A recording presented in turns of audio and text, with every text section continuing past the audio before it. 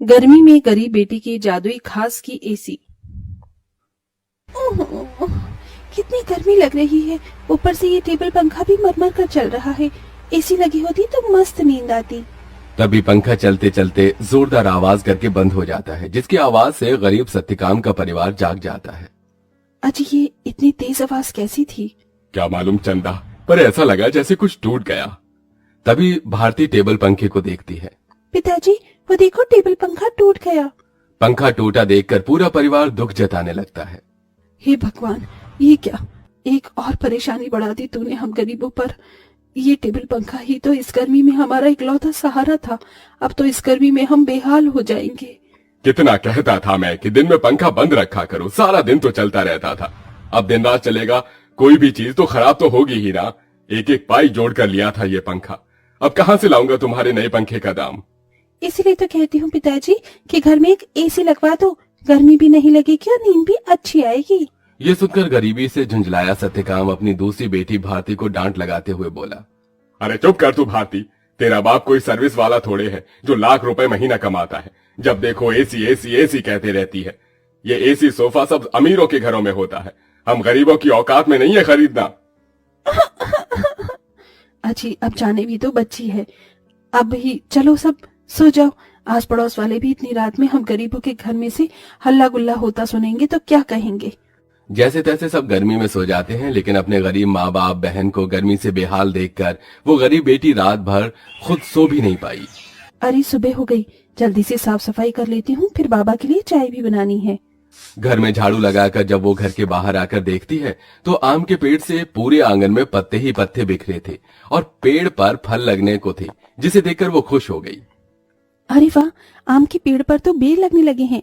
अच्छा है, थोड़े दिन में आम पक जाएंगे। पिताजी को तो आम के साथ रोटी खाना कितना पसंद है।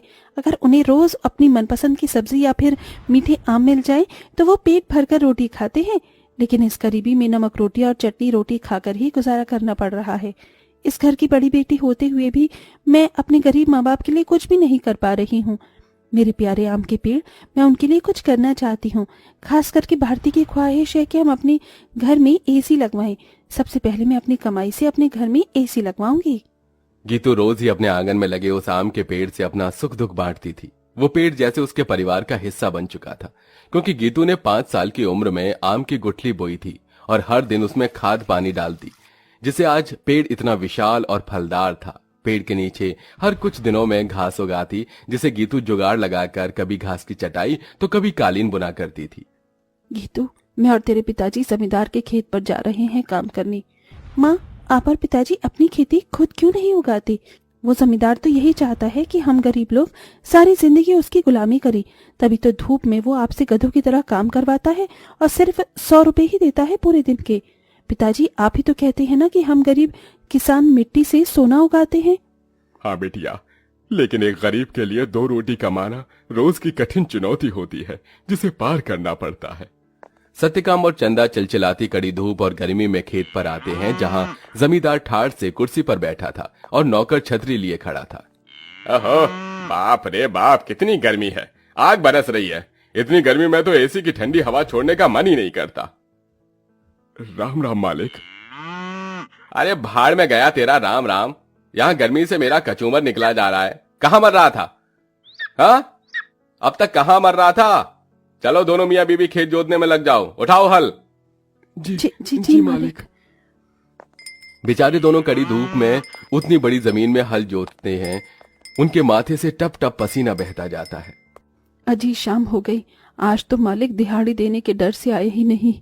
उनकी हवेली चलकर मांग लेते हैं। पंखा ठीक भी तो कराना है, वरना गर्मी में गुजारा नहीं होगा।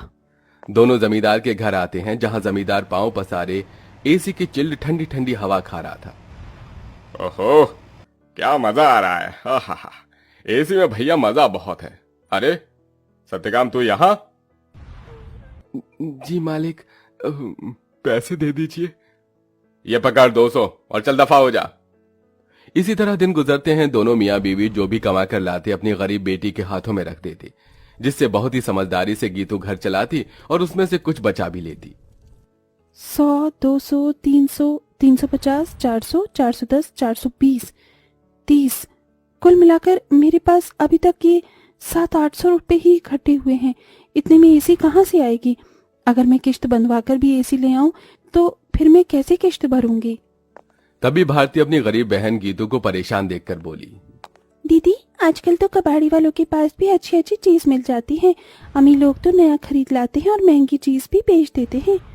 हाँ, ये ठीक रहेगा। मैं कबाड़ी में से कोई एसी उठा लाती हूँ। गीतू एसी खरीदने कबाड़ी की दुकान पर चली आई। भैया जी, मुझे कोई सस्ती एसी दिखाइए। गरीब लड़की लगती है, एक काम करता हूँ, ये खटारा वाली एसी थमा देता। इसे क्या पता इसमें क्या डिफॉल्ट है। ये लो बहन जी, ये एकदम बढ़िया एसी है। ये चलती तो है ना? चलती नहीं, दौड़ती है। एकदम धूम मचा देगी ठंडी हवा की। 1000 रुपए की लगेगी। अब जल्दी से ले लो। लेकिन मेरे पास बस 800 ही हैं। चलेगा चलेगा, दे दो। गीतू खुशी से वो एसी घर लाकर सबको चलाकर दिखाती है। माँ, पिताजी देखो, आपकी गरीब बेटी एसी खरीद कर लाई है 800 में। अब हमें गर्मी में नहीं सोना पड़ेगा। मगर ये चल क्यों नहीं रही? 800 में कोई एसी देता है भला क्या? पैसे फंसा कर आई है जाकर। सब मुंह बनाकर सो जाते हैं और गीतू पेड़ के पास आकर रोने लगी। मेरे प्यारे आम के पेड़, वो कबाड़ी वाला मुझ गरीब के पैसे खा गया। ये एसी चल भी नहीं रही। मुश्किल से 1-1 रुपया इकट्ठा किया था। गीतू को रोते देखकर पेड़ बोलने लग जाता है। गीतू, तुम रो रही हो? रो मत, मैं तुम्हारी एसी को जादुई एसी बना देता हूँ। क्या सचमुच में ऐसा हो सकता है? तभी पेड़ जादू करता है और जमीन पर ढेर सारे घास उगाते हैं जो बहुत चमक रही थी। गीतू, इस जादुई घास को मैंने अपनी शक्ति से उगाया है।